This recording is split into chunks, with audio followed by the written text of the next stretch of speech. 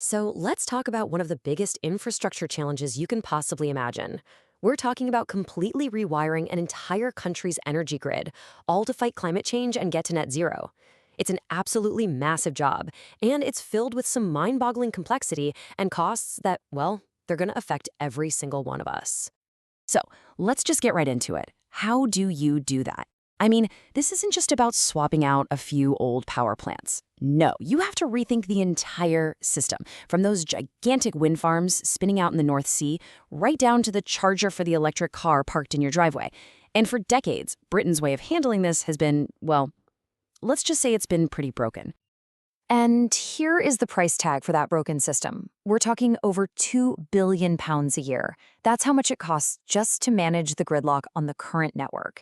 It's basically paying wind and solar farms to not produce power because the wires literally can't take it. It's a huge flashing neon sign that the old way of doing things just isn't working anymore. So you have to ask, how on earth did we get here? To really get a handle on the new plan, you've got to understand the history. And Britain's whole approach to energy planning has swung back and forth like a giant pendulum over the last 60 years or so. Yeah, and you can really see those big philosophical swings right here. We kicked things off with an era of complete top-down state control. Then, the pendulum swung way over to a system where the free market was supposed to figure everything out. And now, well, it's swinging back again, but towards something totally new, a kind of strategic, coordinated planning. Okay, let's break this table down. Back under the old state-owned system, the CEGB, they just built a super robust grid. Then came privatization. The market took over and we got the dash for gas, building plants wherever it was cheapest. And you know what? That actually worked for a while. But the second renewables showed up, the whole system just broke down. See, wind farms have to be built where it's windy, not necessarily where the grid is strongest. And that created this colossal traffic jam on the grid, a queue crisis, where new projects were facing 10, even 15 years delays just to get plugged in. It was a disaster. All right, so that crisis, it forced a massive rethink. And that led to a pretty revolutionary new idea for how to fix all this chaos. It's called whole system planning. And honestly, it's probably the biggest change in how Britain thinks about energy in a generation. So, what does that actually mean? Well, the key thing to get is this shift away from thinking in silos. It's no longer just about the electricity grid over here and the gas network over there. It's about looking at how the electricity grid, the gas network, hydrogen pipelines, even our transport systems, how they all fit together into one big picture. And this diagram just illustrates that idea perfectly. You can see how everything is connected. You've got your generation, your transmission lines, heat networks, transport. They're all seen as part of one giant machine, one organism. The new plan finally gets that. A decision you make about an offshore wind farm has a ripple effect all the way down to how and when you charge your car. I love this quote because it just nails the change in mindset.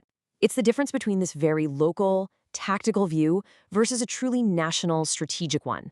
It's about seeing the entire chessboard, not just the next move right in front of you. Now, you might be thinking, this all sounds great, but this new plan isn't some kind of magic wand. It's really a framework for managing a constant, incredibly high-stakes juggling act, an act between three competing and often clashing priorities. This is what's known as the energy trilemma. First up, security. This one is the absolute non-negotiable foundation. The lights have to stay on. Period. And that means you have to build in backup systems, you need redundancy, and all of that, of course, costs money. Second, you've got sustainability. And this isn't just a nice to have. Britain has legally binding targets to get its power grid carbon-free and the whole country to net zero by 2050. That means fossil fuels have to go and renewables have to be embraced, no matter how tricky that makes the whole system. And third, of course, is affordability, because at the end of the day, someone's got to pay for all of this. And the goal is to do it without energy bills spiraling completely out of control for families and businesses.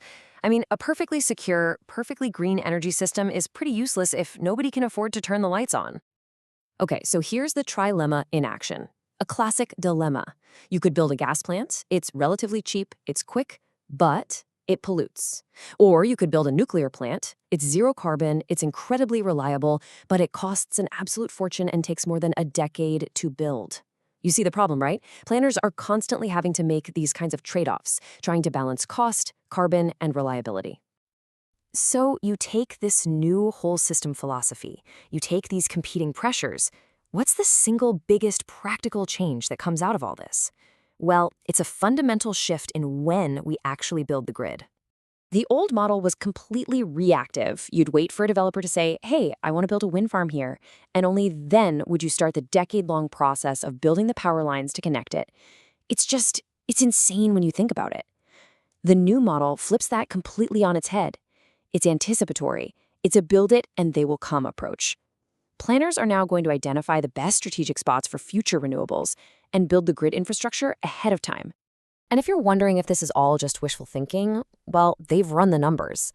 The analysis shows that by taking this proactive, whole system approach, building a single, properly planned grid connection instead of lots of little piecemeal ones, you can get a net benefit of over £5.6 billion.